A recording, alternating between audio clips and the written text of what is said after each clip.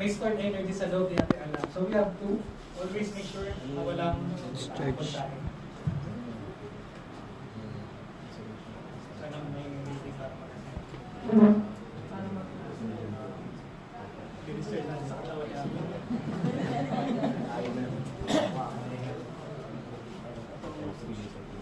Okay, so 0. Mamaya, mag-induce naman tayo. Okay, so okay tayo sa step 2. 0 voltage. So, discharge the breaker. Wala na tayo, na-verify na natin. Okay, sige. Paki-tap mo na para ma...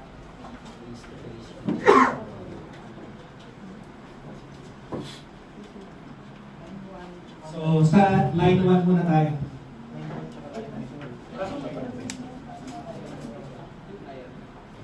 Ayan. Very important. Gamitan niyo ng graph. Ginagamit kong graph. Meron kasi instances sa sa field, hindi ginagamit. O tapos, ang nangyayari? Sir, tawa kayo. So, alam ko, experience mo na yan. Ang nangyayari nung hindi ginamitan ng graph sa field? Nakikiliti lang. Nakikiliti. Okay. Nakabattery ka? Ayan. So, ang tapping natin, nakalagay natin sa line 1. Kasi ayaw natin na magkaroon ng connection between phases. So, dapat mataas ang resistance between phases. Another point, dapat ang tester natin ay calibrated. Okay? Kasi, kapag hindi calibrated, pwede tayo mabigyan ng false positive. Okay? Sige. Calibrated ba na ba? Okay. Good example. Sige. Meron tayong hindi calibrated, meron tayong calibrated. Para makita natin ninyo yung actuality na may mga false positive. Sige.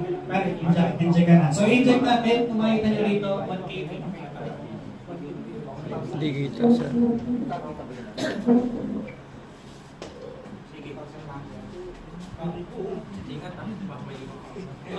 So, important na i-injectan yan. So, walang halo. So, ang test natin dito is 1 minute. Ba't 1 minute? Pwede namang pag may reading, okay na.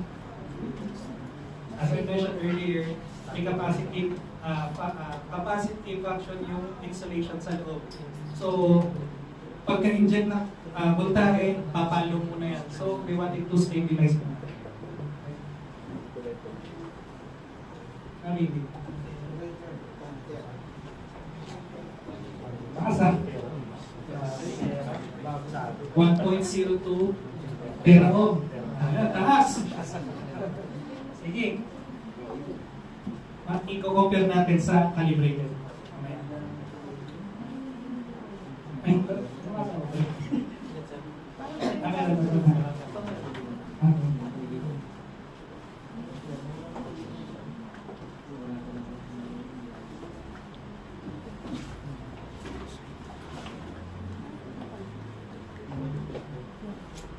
Okay, 1 minute na. So, ang reading natin is 1.02 tera ohm. Taas. So, okay. Maganda. Mataas yung insulation between phase 1 and phase 2.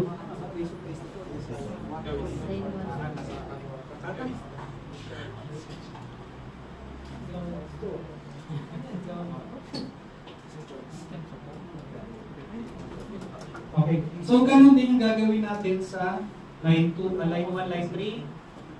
Line 2, line 3, line 1, line 3. Ganun din. Sige, try mo lang natin.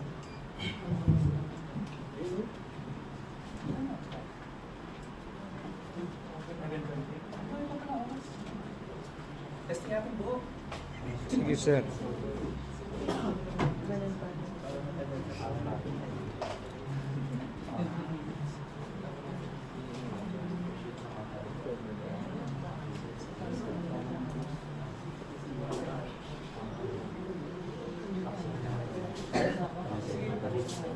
Pakita ko lang.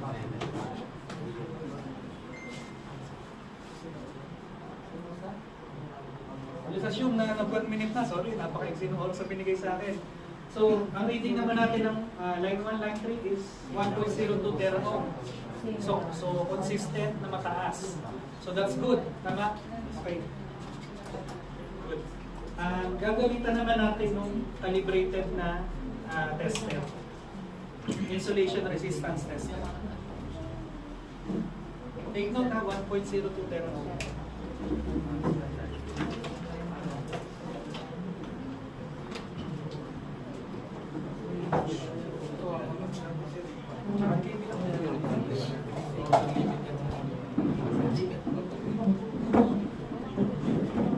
So ito walang timer. So orasan natin 1 minute.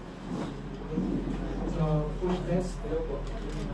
Wait lang, mag-upit natin. Kahit yung ginawa niya, nilagay niya muna yung leads bago niya pinindot yung test. Okay? Kasi kapag, ano mangyayari kapag hindi? Yun. Okay, close yan. So, orasan natin 1 minute. Diba? Wala. Kasi nga,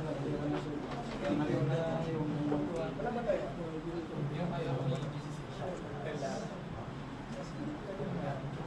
Ano meron?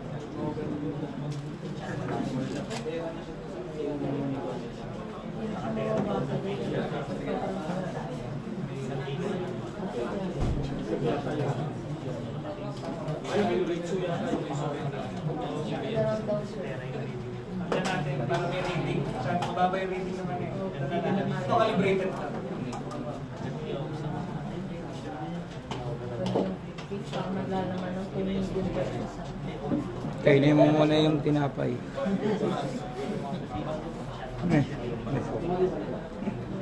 Sa New Year yan. May voltahe.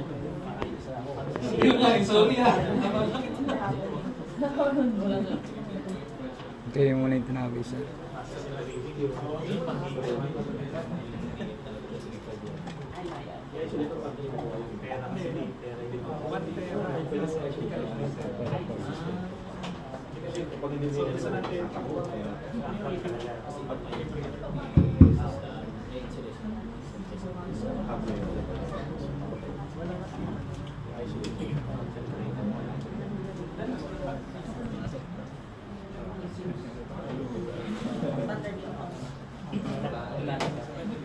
Okay. Sabog na So, 1,000 volts. Asa? 1,000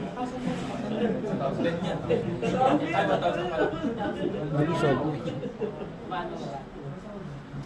Para lang ma-compare natin apple to apple dun sa hindi calibrated. Okay. Okay, sir. Start natin siya. Start ko. Sabi.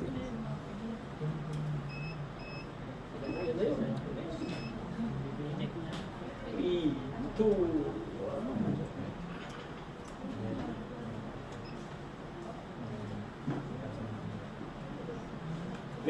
may burn mode yung mga insulation tester natin. May burn mode yan. Burn Wala yata. Walang burn mode.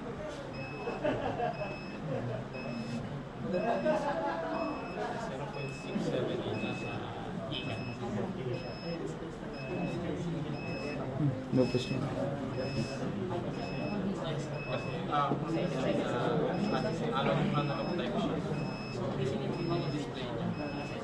Kaya OL yung OL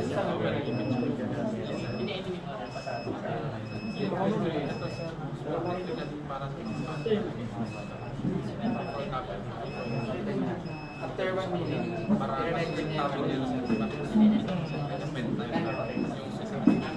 para pag tinapos, makita mo na yung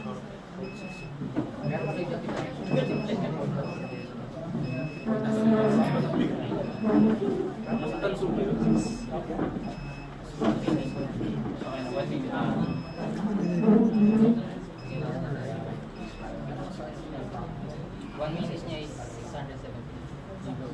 670 milliamps. See the difference? Laki. 1.2 tera dun sa uncalibrated. 670 giga lang dun sa calibrated. So, kung palyado itong breaker natin, magbibigyan tayo ng false positive na okay yung insulation resistance. Okay, so it's very important na calibrated yung equipment natin, test equipment natin. Okay. So yung ganun din yung gagawin natin sa lahat ng lines, then line to ground and line to data. Okay. Ngayon ang mapakita natin yung sa insulation, contact resistance.